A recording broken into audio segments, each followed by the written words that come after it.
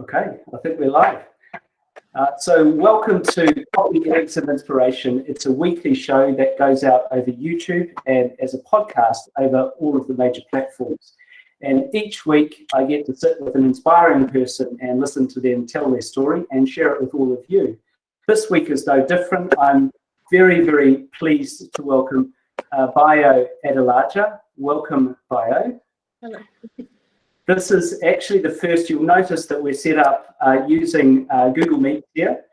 So we're in the middle of lockdown. I'm recording this and we'll publish it later. And Bayo and I are both doing this for the first time, so forgive any glitches along the way. I'll give Bayo a brief introduction and then we'll get into it. So Bayo is the founder and chief doer, I love that, of Do It Now Now. Do It Now Now is an organization that champions ethnic diversity in entrepreneurship, creativity, and philanthropy, and it's targeted specifically at the Afro-Caribbean community or people from that descent. She's a trustee of the Royal Voluntary Service, a fellow of Included is a 12-month VC program, a fellow of the Royal Society of Arts, Manufacturers and Commerce. In the background, in her past, she's worked, thank you, Bayo, as a consultant and ambassador for Google as part of Google for Startups. So we'll talk a bit about that. Had a long period of time as a policy advisor and researcher, both with LSE, the London School of Economics, as well as various government departments. She's been a Queen's Young Leaders mentor, and has a trophy cabinet full of awards that seem to be building by the year, Bayo. In 2018, one of the most influential women in social entrepreneurship in the UK. She's won awards from Oxford and Harvard for her work. 2019 top 100 most influential BAME leaders from the FT, and has also worked with the Bill and Melinda Gates Foundation, something that many of us dream of doing. Wonderful institution. Like me, Bayo is an immigrant in the UK, grew up in Nigeria, came to the UK 19 years ago, 22 years ago for me, from New Zealand, and has a fairly illustrious background of academic training, both at Durham University and subsequently at LSE, where she received her master's. I was overwhelmed by, I have to say, when I read through your LinkedIn profile and different sources of information about just how much you've done in quite a short life so far, and it's a really impressive track record. But let me take you back to when your family and you first moved to the UK. Can you talk a little bit about why that was and what the experience was for you? Well, first, thank you for having me. I really appreciate being here and getting to experience this lockdown innovation with you. When we first moved to London, my mum's goal particularly was our education. She was very focused on ensuring that my brother and I got the best possible education that she could access. And for her, that meant the UK as opposed to Nigeria, where she was, being Nigerian herself, was educated. And she just kind of took a look around her and said, what would the best opportunity be for my children? I think that was the primary driving force. But my mum is an avid traveler, so she's been to, in total, I think 74 countries or thereabouts. So she's been traveling since she was about 18. As soon as she could, her parents started giving her the opportunity to travel with a bunch of family members. Anyone they knew was traveling anywhere, they said, hey, can my daughter come with you and have that experience? And she saw the opportunity to be in a different country, to experience new things, as vital to growth and to personhood and individuality and strength and all of those things. So aside from the opportunity of education, I think she just wanted us to see something else. Yeah, well, you've certainly done both, and you've got more qualifications than most people, certainly that I know. So you've certainly honoured your mother with her aspiration for you there. Let's go to university, actually. You went to Durham initially and then to LSE. And I think it was at Durham, right, that you kind of noticed for the first time that perhaps this wasn't a level playing field. Can you talk about that experience and what led you to that view? So while I was in Durham,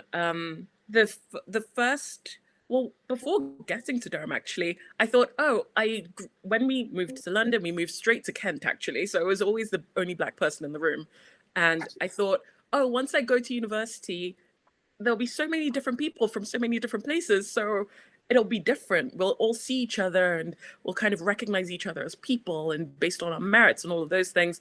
And I just kind of felt more of the same level of isolation and not really people understanding my culture and the same kinds of questions I would get before that, which is did you grow up in a hut? Did you see lions every day? I mean, Nigerian prince scandals, all of those things. But I always thought if I just applied my best and gave my best to any situation, I would be able to overcome it because your merits are what push you forward in life. And so the thing that kind of became a very stark realization for me was when I was doing a Dragon's Den competition at university, and I'd built this business and I was really excited about it, and I was engaging with lots of different people. And in the competition, there was someone else who was there as well, a friend of mine now, not at the time, we were just acquaintances then, but he was also building something and it was exciting. He came first, we came second. Innovations, it's all subjective. I think we should have come first. That's what I'm trying to say. But anyway,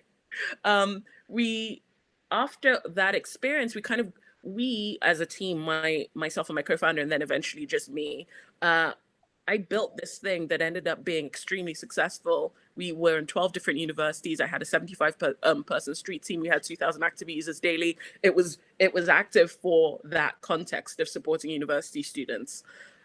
And I just had no idea how to go about it. I was just kind of flying by the seat of my pants, just moving as my intuition took me. I had no one in my family who understood business, not in the way that I was trying to do it. I had no understanding of tech ecosystems. I didn't even know those things existed. I didn't know what an accelerator was, an incubator, a VC investment. The only things I knew were the real Dragon's Den competition, the one on TV, and the Apprentice TV show. Those are the things that I knew. So I either needed a massive business loan. I had no assets and neither did my parents, or I needed someone to buy my company. And that isn't exactly an easy thing to get. Or I needed a massively wealthy person to come in and say, hey, let's give you £250,000 for 70% of your company, which is what was happening at the time on Dragon's Den. I really stressed myself to find the information that I needed. And after all of that work, all of that success, I just hit a brick wall and couldn't go any further because I just didn't know anymore. And so I quit my business and I decided, maybe this isn't for me. I'll go into academia, which I did. I found out later, a few years later, that friend who'd won the competition and hadn't started his business until after university, he went straight into an accelerator upon graduating, and then got investment and is now retired in Bali. And I just wonder sometimes what my life could have been if I'd known that accelerators even existed, that I could have applied, that I could have lived this other life. And while I do wonder, I don't regret the experiences that I've had, because they were the catalyst for what I do now as chief doer at Doer now. Well, I think we're all very grateful that you're not retired in Bali. Bali's very warm, it's very humid.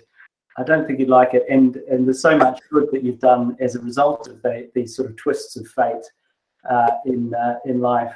One of the things that I reflect on deeply as a leader in a tech company is, on the one hand, the great democratization that platform technology provides, right? If you've got a smartphone and an idea, you can start a micro multinational company or non-profit organizations you have.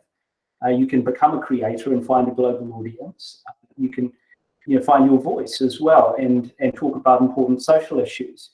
Yet there's a pretty big section of society, and I think this is true in most countries, if not all countries, that seem somehow left behind. So that to me is a paradox that I find troubling and curious. I'd love to get your opinion on that. Do you agree with that? And if so, why is that? I absolutely agree with that. There is a large cross-section of society that is just not accessing the types of resources that we know are freely available to people for grabs, just up for grabs. So one of the things that I always think about is the fact that whether or not you are entrepreneurial, like across Africa, African people are said to be the most entrepreneurial because out of necessity comes innovation, and innovation needs to be supported by constant revenue, which births entrepreneurialism because you need to find a way to pay for it and let it pay for itself. And there is all of that coming through, but then the ability to sustain that is dependent on external resources. It's dependent on experts. It's dependent on opportunity and access. And that's when it becomes difficult to actually move forward. And you find that across Africa at the moment, the last count I saw is there are 749 tech hubs across the entire continent. In the UK, there are many more than that, I can tell you, but certainly in London, there are 1,842 co-working spaces / tech hubs. So you could just think of the vast difference between an entire continent and a small city having so much more access. And even when you think about the UK, so much of the resource around tech is concentrated in London, that people who live in the north, in the south, in the deep south of the UK, don't necessarily have proximity, and because they don't have proximity, don't have access. So I think it truly is an access issue, but it is also a level of comfort zones, like being willing to stay where you are and figure it out where you are.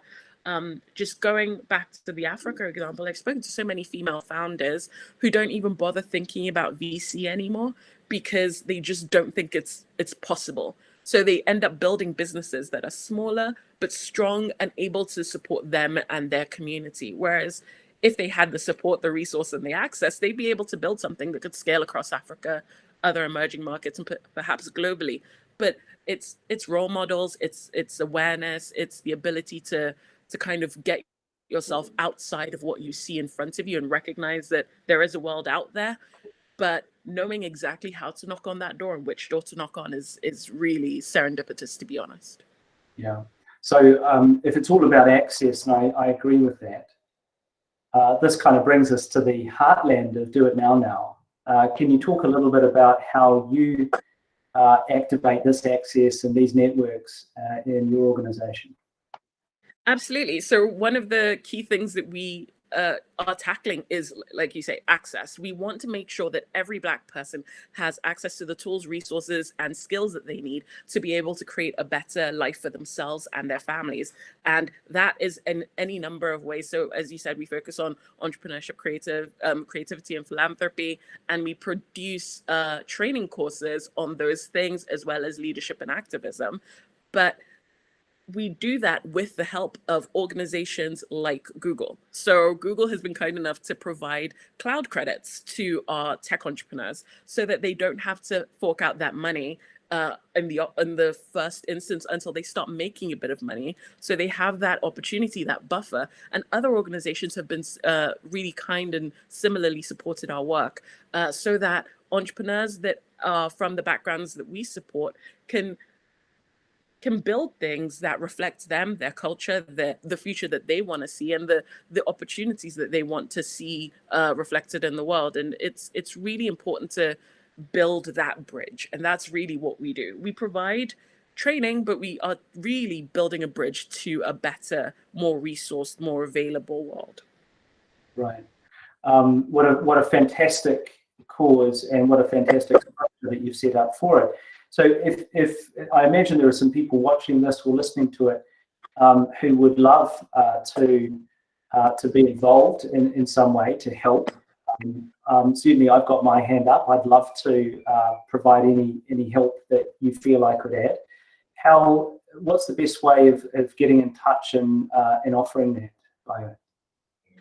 Well, if you're interested in the Africa stuff that we do, so currently we have we've just done our first virtual cohort of our Afritech XYZ program, and we're always looking for people who are interested in mentoring or providing any resources to African tech entrepreneurs. So there's our Afritech.xyz website, and you can just press a button and become a member, and that's how we get in touch with you and we start contacting you as to what we're doing and how we're doing it. But otherwise, if you just go on to doitnownow.com, you'll find all of the different things that we do, and you'll find all the different initiatives that we've got coming up. So you can figure out where you fit in and how you can support the next generation of Black leaders across the world.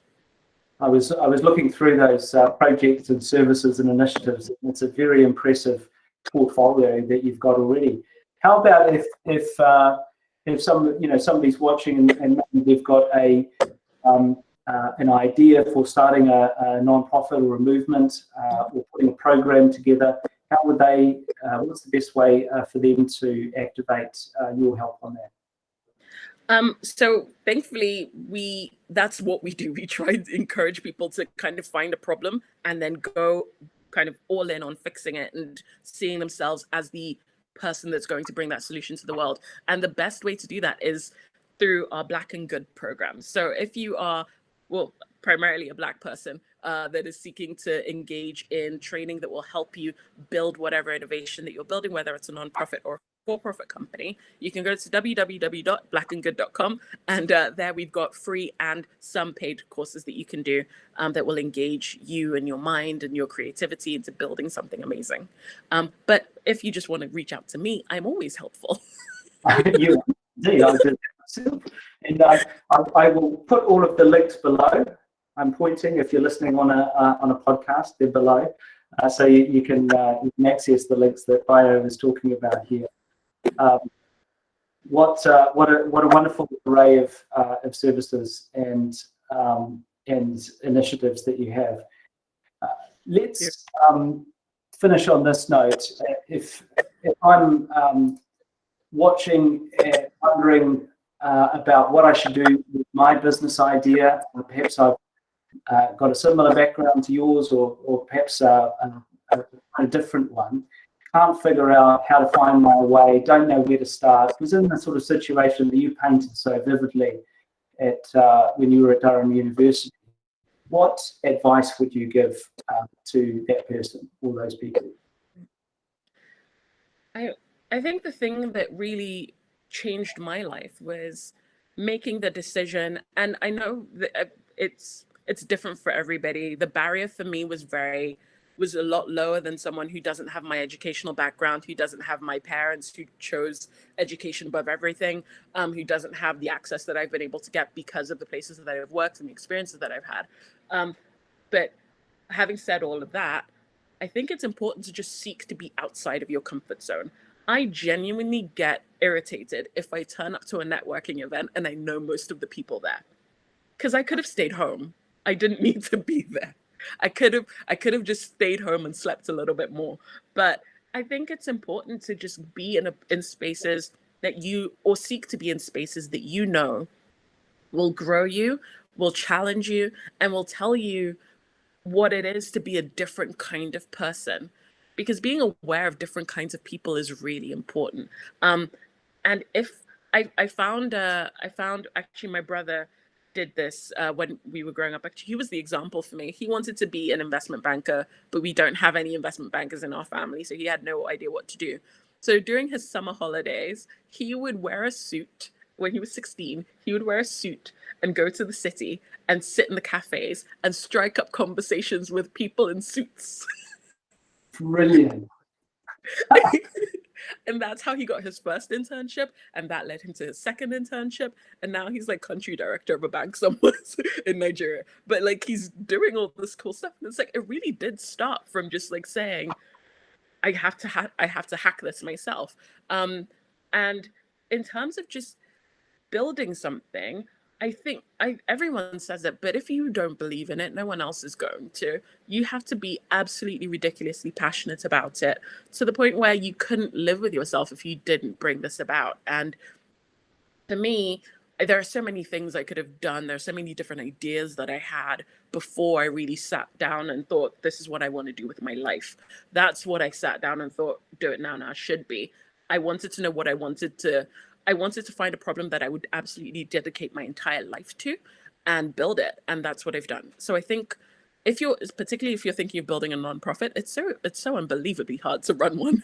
So unless you feel like this is the thing that you have to do with your life, you're going to quit really easily. So try and find something that you're ridiculously passionate about. Find your passion and pursue it. I love that advice. What fantastic advice to end on. You're an absolute inspiration. When we paired together, we were on a panel on Hustle from Here the other day. I listened to you, you came before me, and I felt very inspired by your words and more by your actions as well, which really back them up. You do walk the talk. Bayo, thank you very much for joining me. You're a real inspiration. I appreciate it. Thank you. Thank you.